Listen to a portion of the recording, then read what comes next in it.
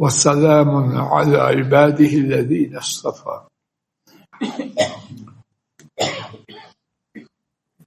رب أعوذ بك من حملات الشياطين وأعوذ بك رب أن يحضرون.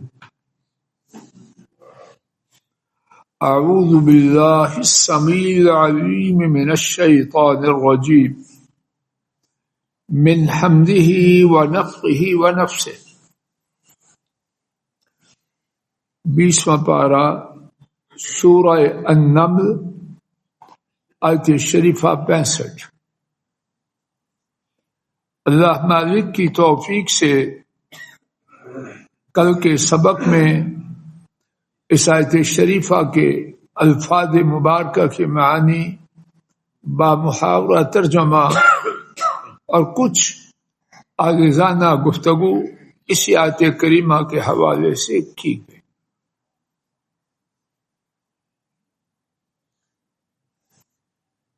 ایک دفعہ میرے ساتھ آیت شریفہ کا بامحاورہ ترجمہ سماعت فرمائیے، پھر اس کے بعد اسی آیت کریمہ کے حوالے سے کچھ مزید بات کرنے کی حقیر سی توفیق الہی سے عاجزانہ کوشش کی جائے.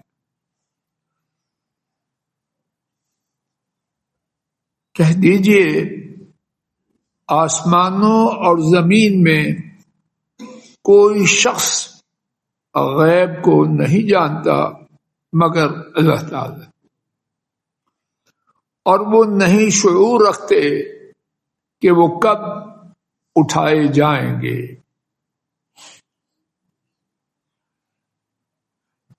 کل کے سبق میں اس آیت کریمہ کے حوالے سے جو کچھ عرض کیا گیا اسے دہرائے بغیر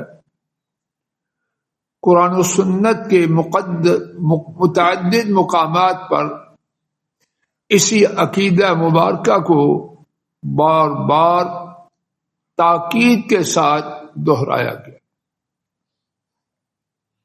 آئیے میرے ساتھ 3 مقامات قرآن کریم سے اور ایک حدیث شریف سماعت فرمائی. پہلا مقام ہماری گفتگو کا سورہ الانعام، صفحہ غالباً آپ کے پاس 125.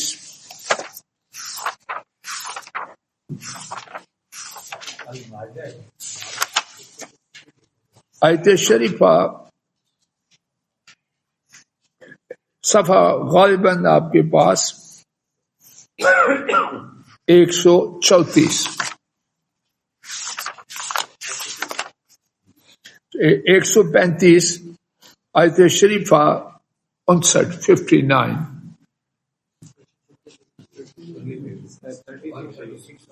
کتنا جی آپ کے پاس؟ ٹھیک ہے. وَعِندَهُ مَفَاتِحُ الْغَيْبِ لَا يَعْلَمُهَا إِلَّا هُوَ. اور انہی کے پاس غیب کی چابیاں ہیں، کوئی نہیں جانتا انہیں مگر وہ. وَعِندَهُ اور اس میں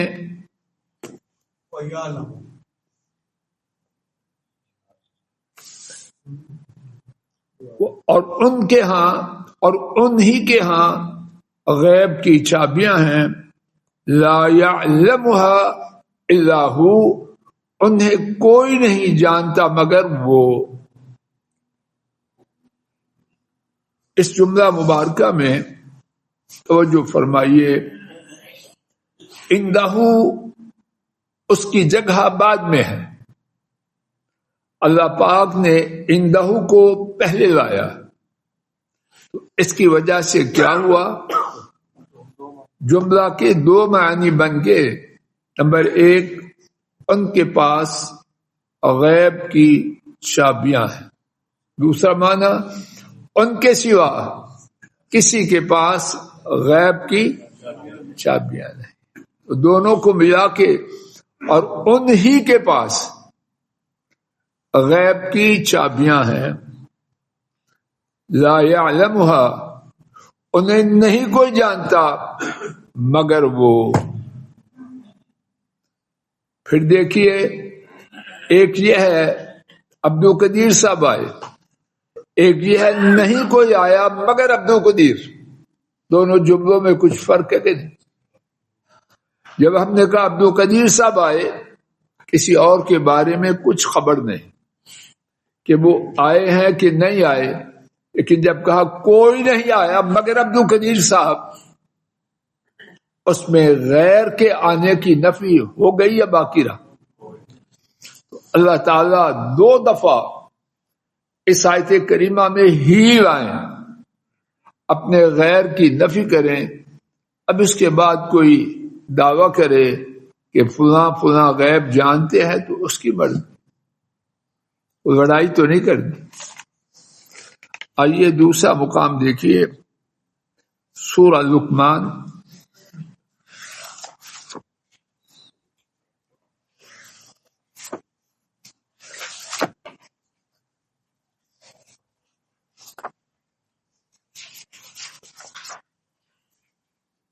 آخری آیت شریفہ 34۔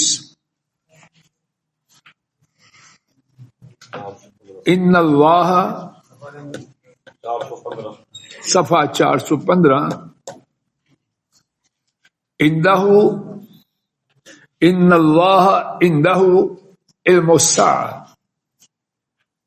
خوب نگاہ جمائیے آیت مبارکہ پر، بے شک اللہ تعالی انہی کے پاس، یہاں بھی عنده اس کی اصل جگہ بعد میں ہے، اللہ پاک پہلے لائے تو معنی کیا بنا؟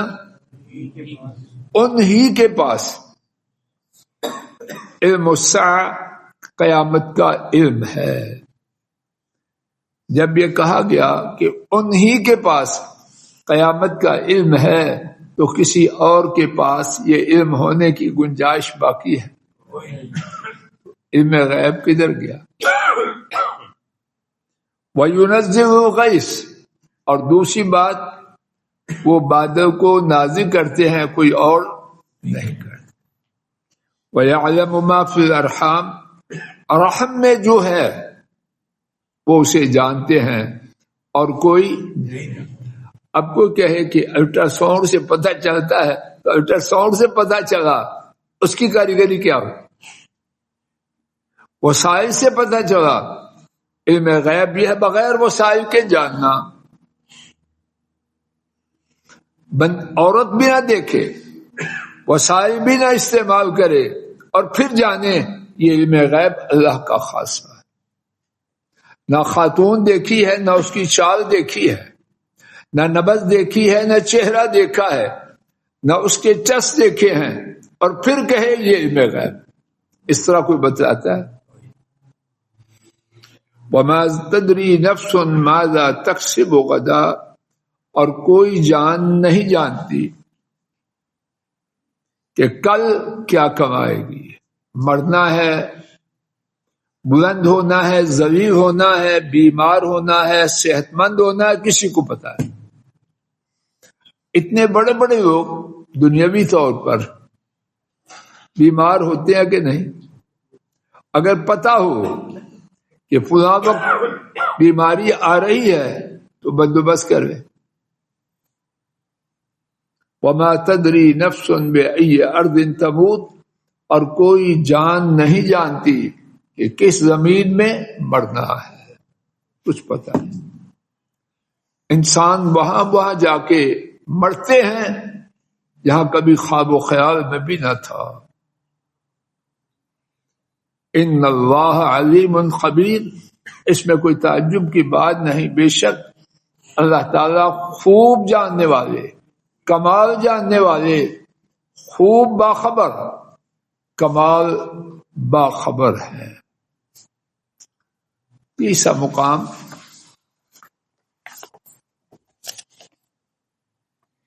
سورہ الاعراف، صفحہ غالباً آپ کے پاس 176۔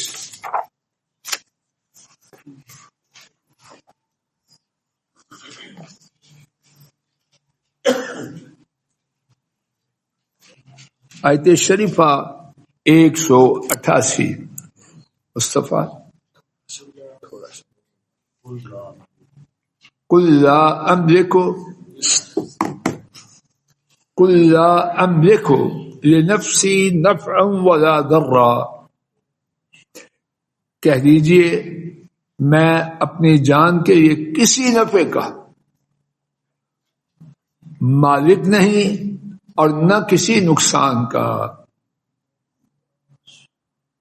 الا ما شاء اللہ، مگر جو اللہ تعالی چاہے، وَلَوْ كُنْتُ، اور اگر میں ہوتا عالم الغیب، غیب کو جانتا، لَاسْتَكْثَرْتُ مِنَ الْخَيْرِ، تو میں بہت زیادہ خیر کو جمع کرے، وَمَا مَسَّنِيَ السُّوءُ، اور مجھے تکلیف نہ پہنچتی۔ آپ کو تکلیفیں پہنچی کہ نہ پہنچی؟ دوبارہ سنیے ترجمہ، اور اگر میں غیب کو جاننے والا ہوتا تو میں بہت خیر کو جمع کر لیتا یا سوری خیر کو جمع کر لیتا اور مجھے تکلیف نہ پہنچتی۔ تو میرا اور لوگوں کا فرق یہ نہیں کہ میں غیب جانتا ہوں لوگ نہیں جانتے، میرا اور ان کا فرق کیا ہے؟ ان انا الا نذیر وبشیر لقوم یؤمنون، نہیں ہوں میں مگر ڈرانے والا، بشارت دینے والا ایمان لانے والی قوم کے لیے۔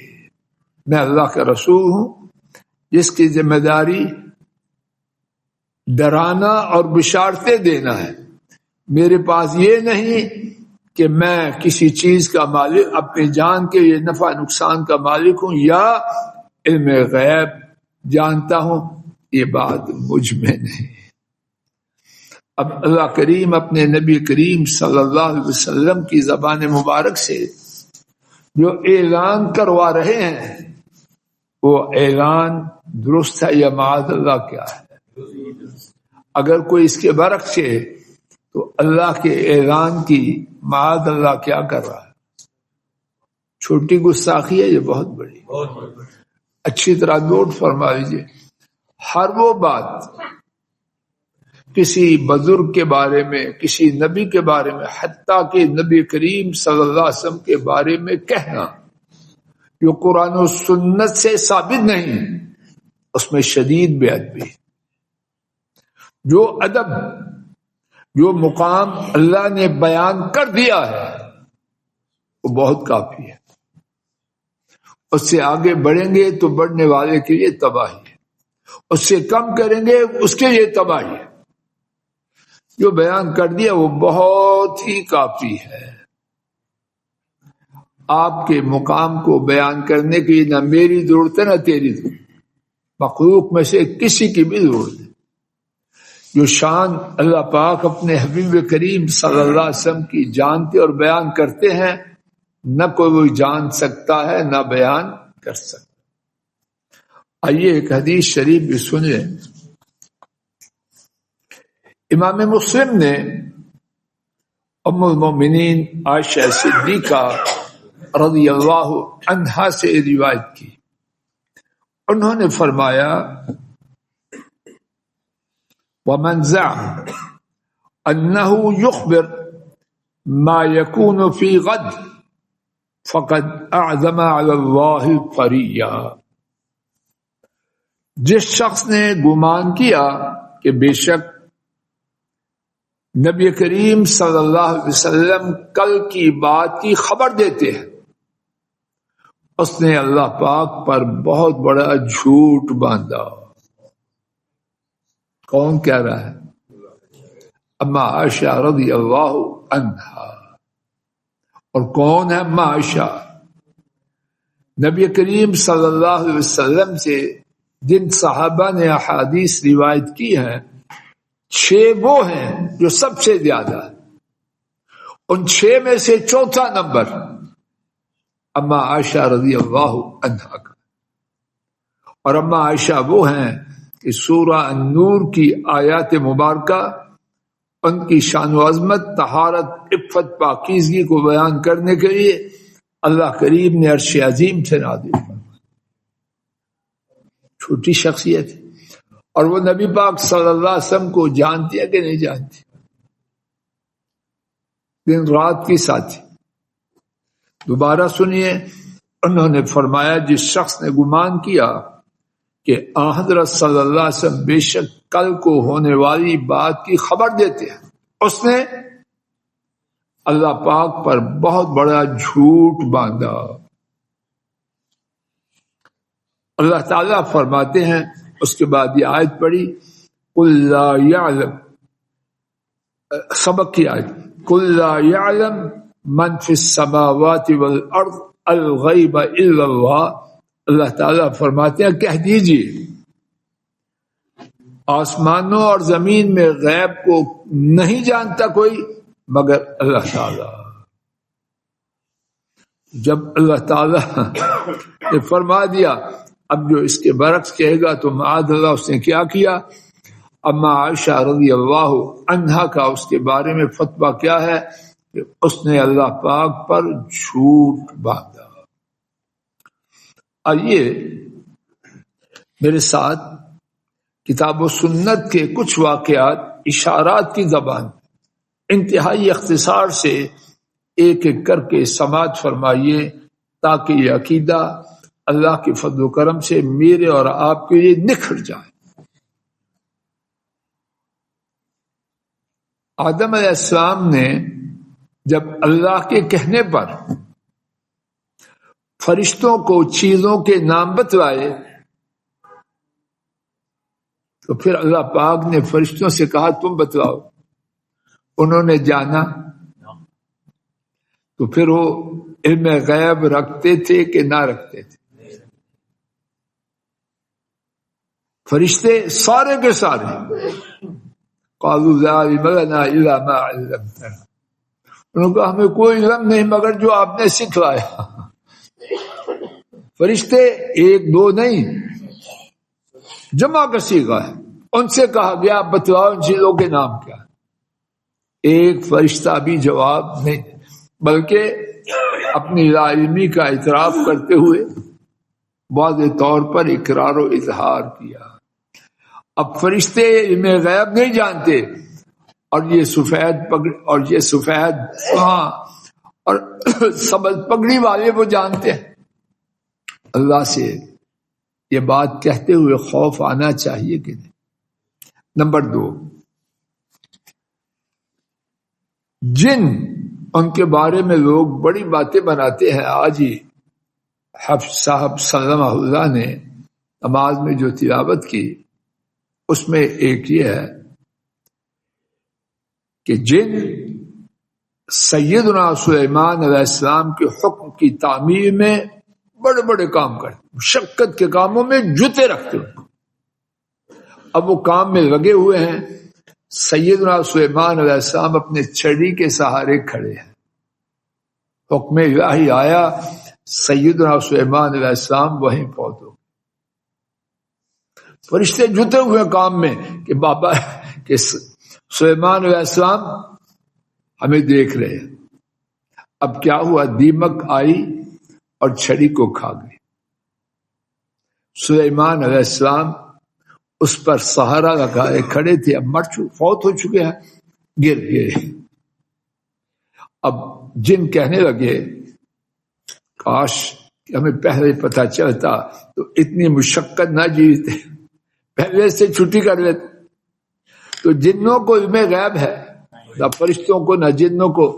انشاءاللہ الرحمن اسی حوالے سے مزید کچھ باتیں اسی طرح اختصار سے بیٹا پاؤ اختصار سے آئندہ سبق میں عرض کرنے کی عاجزانہ کوشش اللہ کی توفیق سے کی جائے گی۔